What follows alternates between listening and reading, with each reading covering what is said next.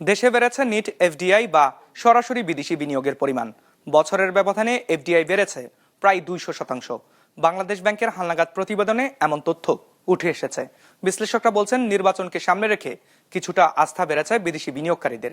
তবে সামনের দিনে এ ধারা অব্যাহত থাকবে কি থাকবে না তা নির্ভর করছে নির্বাচন পরবর্তী রাজনৈতিক পরিস্থিতির ওপর।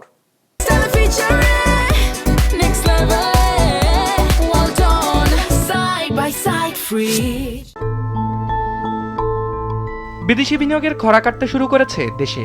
বাংলাদেশ ব্যাংকের সবশেষ তথ্য অনুযায়ী চলতি অর্থ বছরের জুলাই থেকে সেপ্টেম্বর প্রান্তিকে দেশে নিট এফডিআই এসেছে $31.3 কোটি। আগের বছর একই সময় যা ছিল $10.4 কোটি। অর্থাৎ বছরের ব্যবধানে দেশে সরাসরি বিদেশি বিনিয়োগ বেড়েছে 202%।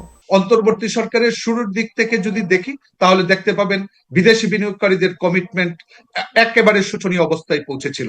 তার পরবর্তীতে আমরা কখন পজিটিভ ভাইব পেলাম, যখন দেখলাম নির্বাচন হবে এমন একটা ইঙ্গিত সরকারের পক্ষ থেকে এবং জনগণের মধ্যে এক ধরনের আস্থা ফিরে আসছে। ঠিক একইভাবে বিদেশি বিনিয়োগকারীরাও যখন রাজনৈতিক সরকারকে যতটুকু বিশ্বাস করে, সরকার হিসেবে বিবেচনা করে, অন্তর্বর্তী সরকারকে সেই বিশ্বাসযোগ্যতা কিন্তু ততটুকু কাজ করে না, যে কারণে আমাদের বিদেশি বিনিয়োগের অবস্থাও শোচনীয় পর্যায়ে পৌঁছেছিল।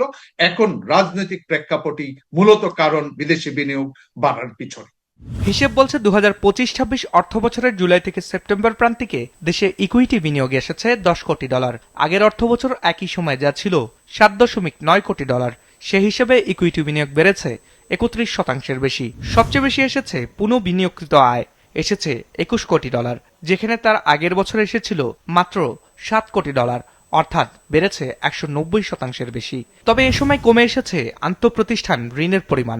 সাধারণত পলিটিক্যাল সিচুয়েশন ইমপ্রুভ না করলে এফডিআর বাড়ে না, কিন্তু আমাদের দেশে এখানে এফডিআর বাড়ার পিছনে একটা বড় কারণ হচ্ছে যে এগুলো আসলে most of the fund is belonging to the reinvestment fund. দেশের ভিতরে যে আপনার আপনার কি বলেন মাল্টিন্যাশনাল কোম্পানিগুলো আছে, তারা হয়তোবা তাদের দেশে তাদের সারপ্লাসটা রিপাট্রিয়েট করে এখানে আবার ইনভেস্টমেন্ট করে। এটা কিন্তু আমরা এফডিআর এর মধ্যেই ধরি। বাংলাদেশের পলিটিক্স তো এগুলো প্রেডিকশন করার মতো না, তাই না? এখন পলিটিক্যাল সিচুয়েশন স্টেবল হলে ডেফিনেটলি এটা বাড়বে, এতে কোনো আপনার দ্বিধা নেই। কিন্তু যদি আনস্টেবলি থেকে যায়, যদি ক্যাওসটা বেড়ে যায়, তা সুতরাং ডেফিনেটলি এখানে ইনভেস্টর আসতে ভয় পাবে।